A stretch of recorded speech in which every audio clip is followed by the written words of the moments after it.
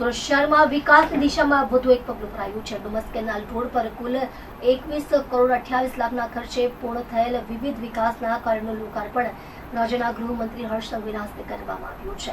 આ કાર્યક્રમ 84 વિધાનસભાના ધારાસભ્ય સંદીપભાઈ દેસાઈની અધ્યક્ષતામાં યોજાયો હતો।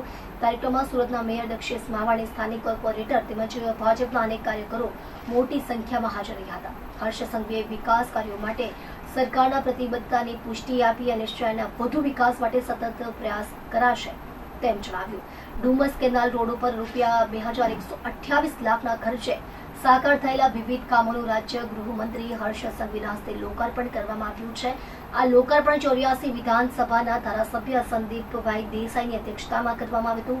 ડુમસ વિસ્તારમાં નવા રોડના લોકાર્પણ કાર્યક્રમ દરમિયાન ગૃહ રાજ્યમંત્રી હર્ષ સંઘવીએ ગાંધીધામ પોલીસે વ્યાજખોરો વિરુદ્ધ કરેલી કાર્યવાહીનો ઉલ્લેખ કરતા જણાવ્યું હતું કે ગુજરાત તો બરાબર, પણ દેશના ઇતિહાસમાં પહેલીવાર એવું થયું હશે કે વ્યાજખોરો વિરુદ્ધ ગુનો દાખલ થાય, ગુના પછી ગુજસીટો કરવામાં આવે, સાથે સાથે વ્યાજથી બનાવેલી પ્રોપર્ટી જપ્ત કરવામાં આવે અને આ જપ્ત કરાયેલી પ્રોપર્ટીને આવનારા દિવસોમાં હરાજી બોલાવીને રાજ્યના નાગરિકોના હિતમાં તે રૂપિયા વપરાય તે માટેની વ્યવસ્થા કરવામાં આવે। હર્ષ સંઘવીએ વ્યાજખોરી વિરુદ્ધ ચાલતી કાર્યવાહીની વિગતો આપતા કહ્યું હતું કે મુખ્યમંત્રી ભૂપેન્દ્ર પટેલના માર્ગદર્શન હેઠળ ગુજરાત સરકારે દેશના ઇતિહાસમાં પ્રથમવાર વ્યાજખોરો સામે સૌથી મોટું સ્ટ્રાઇક ઓપરેશન હાથ ધર્યું છે। અત્યાર સુધીમાં હજારો લોકો જે પોતાનું સોનું, ઘર કે માતાના મંગળસૂત્ર જેવી કિંમતી વસ્તુઓ ગીરવે રાખી દેવા મજબૂર બન્યા હતા, આવા નાગરિકોને ન્યાય મળ્યો છે અને તેમની મિલકત પાછી અપાવવા માટે રાજ્ય સરકારે મક્કમ પગલાં લીધા છે। તેમણે જણાવ્યું હતું કે ઘણા વ્યાજખોરોએ વ્યાજના ધંધાથી કમાઈને જે મિલકત ઊભી કરી છે એવી મિલકતોને પોલીસ દ્વારા જપ્ત કરવામાં આવી રહી છે। આ મિલકતોની હરાજી બોલાવીને તેમાંથી મળનારી રકમ રાજ્યના લોકોના લાભ માટે વપરાય તેવી યોજના બનાવવામાં આવશે। આ પ્રકારની પહેલ ગુજરાતમાં તો નહીં પરંતુ સમગ્ર દેશના ઇતિહાસમાં પ્રથમવાર થઈ રહી છે।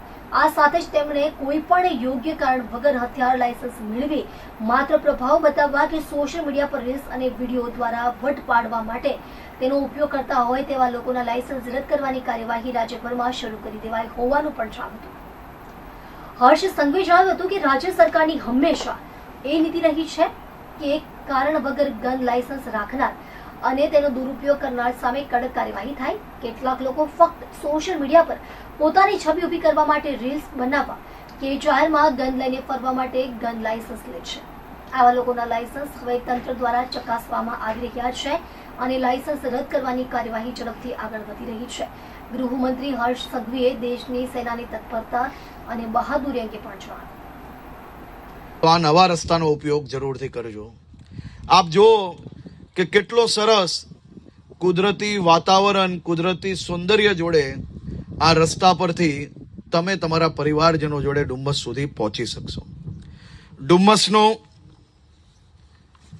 બીચ ફ્રન્ટ ડેવલપમેન્ટની વાત હોય કે પછી ડુમસના નાગરિકોને, આસપાસના નાગરિકોને વધુમાં વધુ રોજગારી અપાવવાની વાત હોય, મને ખૂબ આનંદ જોડે આપ સૌને જણાવતા ખૂબ વધુ આનંદ થાય છે કે અમારા ધારાસભ્યશ્રી અને એમની આખી ટીમ એટલે કે કોર્પોરેટરશ્રીઓ આ સૌ લોકો વારે તહેવારે નાના મોટા વિષયો જોડે સરકાર અને મહાનગરપાલિકા પાસે આપ સૌ લોકો માટે વધુમાં વધુ વ્યવસ્થાઓ કઈ રીતે ઊભી થઈ શકે તે માટે ખૂબ સારો પ્રયાસ કરી રહ્યા છે। મારી આપને વિનંતી છે કે તાલીઓ વગાડીને ગુજરાત સરકારની હંમેશા એક પોલિસી રહી છે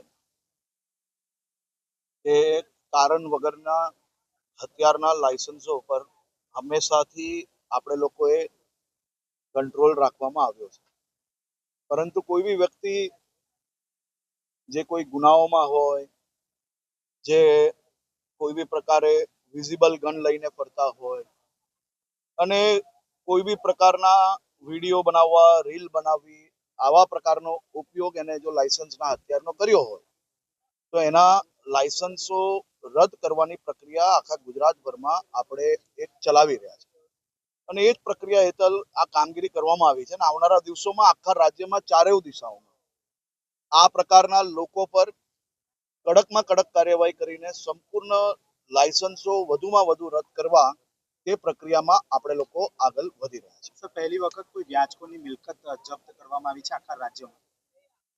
મુખ્યમંત્રી શ્રી ભૂપેન્દ્રભાઈ પટેલના માર્ગદર્શનમાં દેશના ઇતિહાસમાં સૌથી વધારે વ્યાજખોરો ઉપર સ્ટ્રાઇક કરવાનું કામ ગુજરાત પોલીસે છેલ્લા 2 વર્ષમાં કર્યું છે.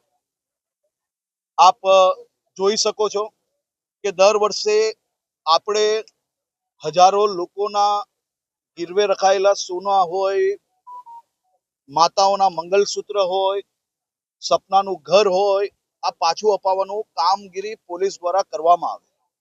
પરંતુ હું માનું છું ત્યાર સુધી ગુજરાત તો બરાબર છે કે ઇતિહાસમાં પહેલી વાર, પરંતુ દેશના ઇતિહાસમાં બી આ પહેલી વાર થયું હશે કે વ્યાજખોરો વિરુદ્ધ ગુનો દાખલ થાય, ગુના પછી ગુજસીટોક કરવામાં આવે, ગુજસીટોક જોડે જોડે વ્યાજની રકમથી બનાવેલી જે પ્રોપર્ટીઓ છે એ પ્રોપર્ટીઓને જપ્ત કરવામાં આવે અને આ જપ્ત કરાયેલી પ્રોપર્ટી એ આવનારા દિવસોમાં એની હરાજી બોલાવીને રાજ્યના નાગરિકોના હિતમાં એ રૂપિયા વપરાય તે માટેની વ્યવસ્થા કરવામાં આવે.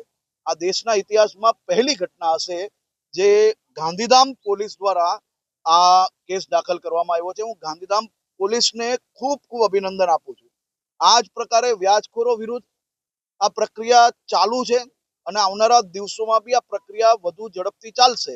આજે જ આપ જોઈ શકો છો કે સુરતમાં અનેક લોકો પર વ્યાજખોરો વિરુદ્ધ કેસ તો દાખલ કરવામાં આવ્યા છે, પરંતુ કાલે કાર્યક્રમ દરમિયાન પોલીસ કમિશનર શ્રીએ જે ભોગ બનેલા હતા એવા લોકો ફરી ક્યાંય આવા વ્યાજના રૂપિયા લેવા ના જાય તે માટે સરકારની યોજના થકી અલગ અલગ લોન અપાવીને એ લોકોને પોતાના પગભર ઊભા થઈ શકે, પોતાનો વેપાર કરી શકે, નાની મોટી તકલીફ હોય તેમાં એ ઉપયોગ કરી શકે તેવી વ્યવસ્થાઓ કરવામાં આવી. એટલે કે આખા ગુજરાતમાં અમે આ દિશામાં કામગીરી આગળ વધારી.